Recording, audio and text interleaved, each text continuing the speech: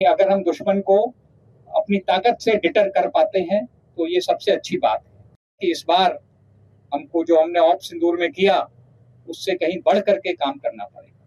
लड़ाई स्पेस में भी होगी, साइबर में भी होगी, ईडब्ल्यू में भी होगी, इन्फोवॉर में भी होगी, पर जीत जो है वो जमीन पर ही हासिल होगी। तो जब तक हम जमीन पर कब्जा नहीं करेंगे वो पाकिस्तान मानेगा नहीं कि हम जीत गए हैं। तो अभी हम क्या कर रहे हैं यहाँ पर, ये बहुत छोटे से कम लफ्जों में आप लोगों को बतलाऊंगा।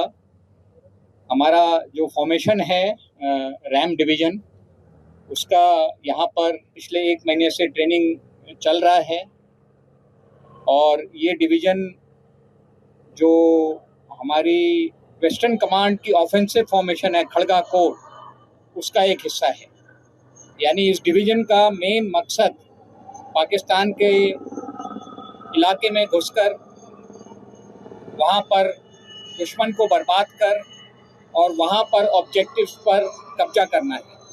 तो ये पूरी ट्रेनिंग और ये पूरी एक्सरसाइज उस ऑब्जेक्टिव को हासिल करने के लिए है। और जैसा कि आपने देखा कि आज की लड़ाई काफ़ी कॉम्प्लिकेटेड है। टेक्नोलॉजी बहुत बड़े रूप में लड़ाई में शामिल हो गई है और सभी प्लेटफॉर्म्स, टैंक्स, बीएमपीज, अटैक हेप्टर्स, एयरक्राफ्ट, सभी लड़ाई का एक हिस्सा हैं।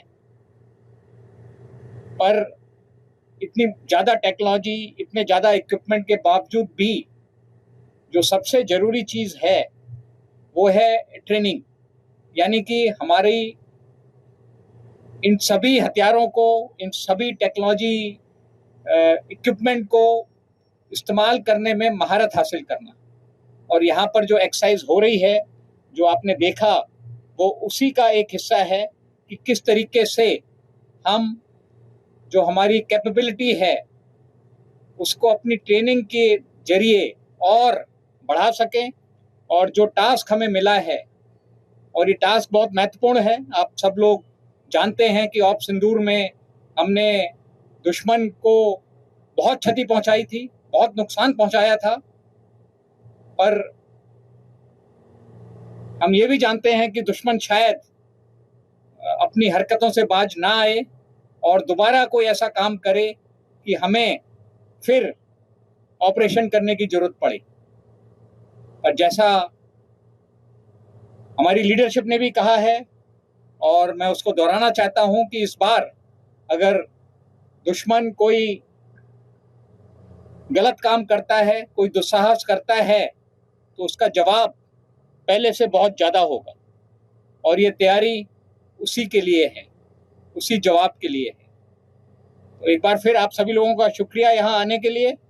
और मेरे लिए बहुत खुशी की बात है कि हम गंगा के तट पे खड़े हैं और कहते हैं कि कोई भी काम शुरू करने के पहले सबसे ज़रूरी होता है माँ का आशीर्वाद लेना। तो हम मानते हैं कि गंगा माँ का आशीर्वाद हमारे साथ है, जिस काम के लिए हम तैयारी कर रहे हैं। Thank you very much.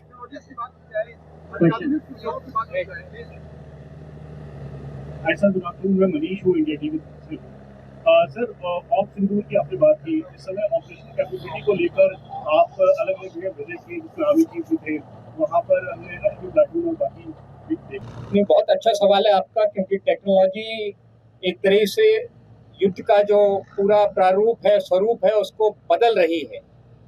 और आपने अश्विन प्लाटून की बात की, हमने अश्विन प्लाटून को सारे जो सर्विलेंस ड्रोन मुहैया कराए हैं, जिससे कि सर्विलेंस में बहुत मदद मिलती है। इसके अलावा टेक्नोलॉजी का बहुत बड़े रूप में इस्तेमाल करते हैं। यानी कि कुछ तो आप ग्राउंड पर देख रहे हैं जो इक्विपमेंट इस्तेमाल हो रहा है, पर इसके अलावा सिस्टम्स में भी टेक्नोलॉजी बहुत ज़्यादा है। यानी कि आर्टिफिशियल इंटेलिजेंस का इस्तेमाल करके जो भी सर्विलेंस फीड आ रही हैं उनको डिसाइफर करना कि कहाँ पर दुश्मन है ज़्यादा तादाद में, कहाँ पर हमको काम करना है। तो कुछ टेक्नोलॉजी जो ग्राउंड पर हमको नज़र आती है, पर बहुत सी टेक्नोलॉजी बैकग्राउंड में भी है जिस पर हम काम कर रहे हैं। पर इसके साथ एक चीज़ और है कि दुश्मन के पास भी टेक्नोलॉजी है। तो अभी हमें जो लड़ाई करनी है वो ये मान के चलना है कि दुश्मन के पास भी ड्रोन्स हैं, उसके पास भी इस तरह की टेक्नोलॉजी है। तो वो भी हमारी ट्रेनिंग में शामिल है कि किस तरीके से हम जो भी ऑपरेशन कर रहे हैं वो ये मान के कर रहे हैं कि दुश्मन भी हमको रात के समय में देख रहा है, दुश्मन भी हमारी लोकेशन को पकड़ पा रहा है अपने ड्रोन्स के जरिए। तो उन सबको मद्देनजर रखते हुए किस तरीके से हम ऑपरेशन करें ये भी हमारी ट्रेनिंग में शामिल है, यानी कि अपनी ट्रेनिंग में अपनी टेक्नोलॉजी से बेहतर काम करना और दुश्मन की टेक्नोलॉजी को किस तरीके से विफल करना है वो भी हमारी ट्रेनिंग में शामिल है। Hello, sir. I'm Kalyan Das from Times of India. Sir, as we can see, this area in which the exercise is being conducted largely depicts the riverside plain areas of Punjab. So, my first question is, what conclusions can we draw from this exercise? And supplementing that question is, could you please cite the reason behind? Okay. And supplementing that question is, could you please cite the reason behind the Western Command conducting an exercise in an area falling under the Central Command? अच्छा, okay. ये पहली चीज मैं आपको बतलाना चाहूंगा कि जो हम एक्सरसाइज करते हैं वो एक ऑपरेशनल टास्क को ध्यान में रखते हुए करते हैं, और हमारा जो पाकिस्तान का बॉर्डर है उसमें कई नदियां हैं, आपको ज्ञात होगा, चिनाब है ऊपर, फिर रावी है, फिर सतलज है। और अगर हमें पाकिस्तान पर ऑफेंसिव करना है तो कहीं ना कहीं रिवर क्रॉसिंग भी इन्वॉल्व होगी। तो ये ट्रेनिंग में हमारे शामिल है कि किस तरीके से हम नदी को क्रॉस करके दुश्मन के इलाके पे कब्जा कर पाएं। तो ये मान के चलिए कि जो भी हम ट्रेनिंग कर रहे हैं वो अपने ऑपरेशनल रोल के हिसाब से कर रहे हैं। अभी सेंट्रल कमांड के इलाके में आने का जरूरत इसलिए पड़ जाता है क्योंकि हमारा जो नदियां हैं वो ज़्यादातर बॉर्डर के साथ साथ हैं, और ट्रेनिंग का इलाका कहीं भी हो, यानी कि महाजन का इलाका है, राजस्थान में है, पोखरण का इलाका है, तो वो किसी कमांड में हो उससे कोई अंतर नहीं पड़ता है। यानी कि हमें ये देखना है कि किस तरीके के ऑपरेशन के लिए हमें ट्रेनिंग करनी है, और वैसा इलाका पूरे देश में कहीं भी हो हमें वहां जाके ट्रेनिंग करनी पड़ेगी।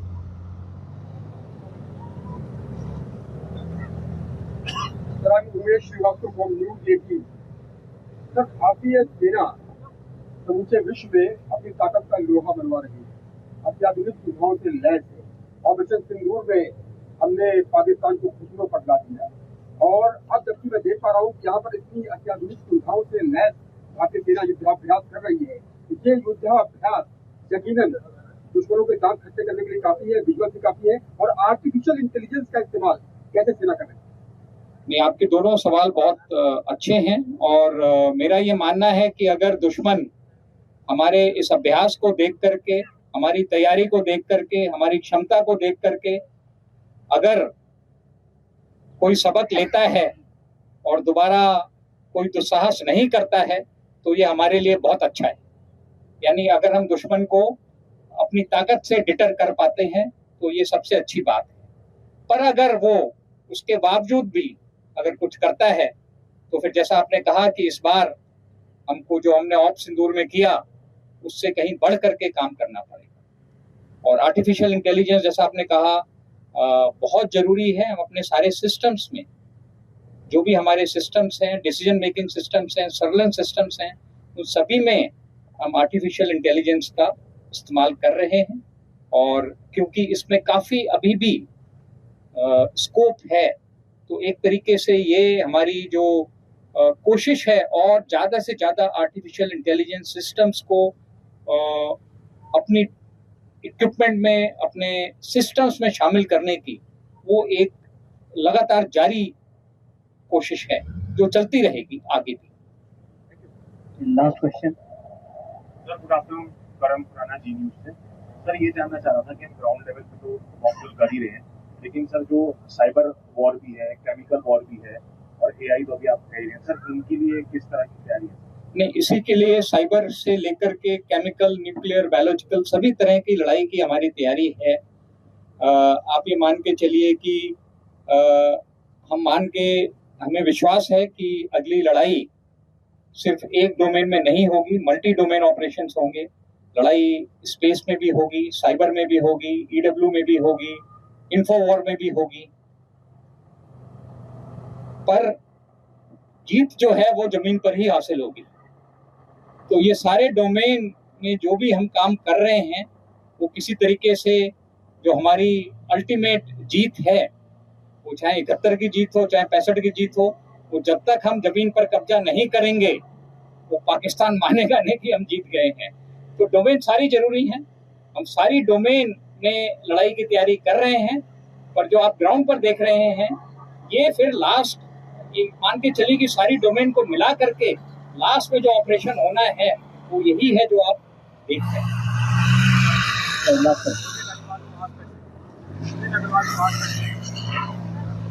मैं जानना चाह रहा हूँ AI आने के बाद से कितने सैन्य बल शामिल हैं इस ट्रेनिंग में?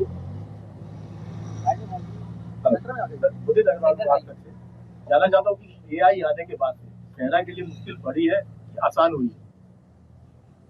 ये आपका बहुत अच्छा सवाल है, क्योंकि AI, जैसा मैंने कहा कि टेक्नोलॉजी जो हम हासिल कर रहे हैं, हमें पता है कि हमारा दुश्मन भी वो टेक्नोलॉजी हासिल कर रहा है। और इसलिए जरूरी है कि जब हम टेक्नोलॉजी को अपने सिस्टम में शामिल कर रहे हैं तो हम इस चीज को भी ध्यान में रखें कि किस तरीके से दुश्मन जब इस टेक्नोलॉजी को शामिल करेगा तो हम किस तरीके से लड़ाई लड़ेंगे। पर AI आने से हमारे सिस्टम्स में बहुत सहूलियत हुई है। डिसीजन मेकिंग से लेकर के सर्विलेंस रिलेटेड जो भी सब्जेक्ट्स हैं, जो भी हमारे सिस्टम्स हैं, उसमें आर्टिफिशियल इंटेलिजेंस एक आप कहिए कि फोर्स मल्टीप्लायर है, कैटलिस्ट है। और इससे हमारी जो लड़ने की काबिलियत है उसमें इजाफा हुआ। Times of India, I hope Hindi was all right, or you want me to reply in English? No, it's all right. Yeah, okay. Sir विश्वास सर, जय सर। Yeah. सर मैं न्यूज़ इंडिया से हूँ सर।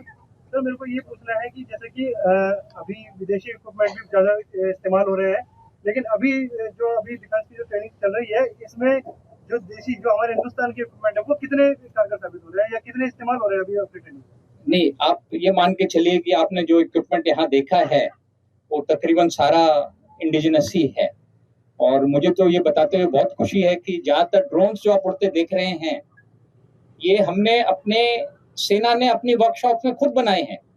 यानी कि indigenisation से भी हम आत्मनिर्भरता में हम एक कदम और आगे बढ़ गए हैं कि जो हमारा रिक्वायरमेंट है हम उसको खुद भी प्रोड्यूस करने में सक्षम हो रहे हैं। और ज़्यादातर जो आप हमारा इक्विपमेंट देख रहे हैं, एक तरह से सारा इक्विपमेंट जो है यहाँ पर जो हमने इस्तेमाल किया है वो स्वदेशी है। और हम पूरी तरीके से लड़ाई के लिए हम पूरी तरीके से आप मान के चलिए कि हम आत्मनिर्भर हैं।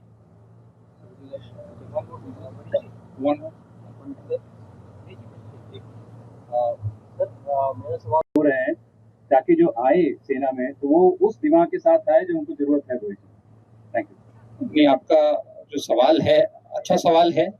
और जो हमारी रिक्रूटमेंट पॉलिसी है उसमें लगातार चेंजेस आ रहे हैं कि किस तरीके से हम जो लोग हैं जिनका टेक्निकल बेंट ऑफ माइंड ज़्यादा है, क्योंकि टेक्नोलॉजी काफ़ी हद तक हर क्षेत्र में शामिल हो गई है, तो इसका भी हम ध्यान रख रहे हैं किस तरीके से हम टेक्नोलॉजिकली कैपेबल लोगों को भर्ती कर पाएँ। बहुत सारी, ये पूरा एक अलग विषय है, बहुत विस्तार में इसमें बात नहीं कर पाऊंगा। होम एंड अर्थ में भी हमने कोशिश की है कि हम टीए में, होम एंड अर्थ में भी कि हम टेक्नोलॉजिकली क्वालिफाइड लोगों को फौज में ले सकें।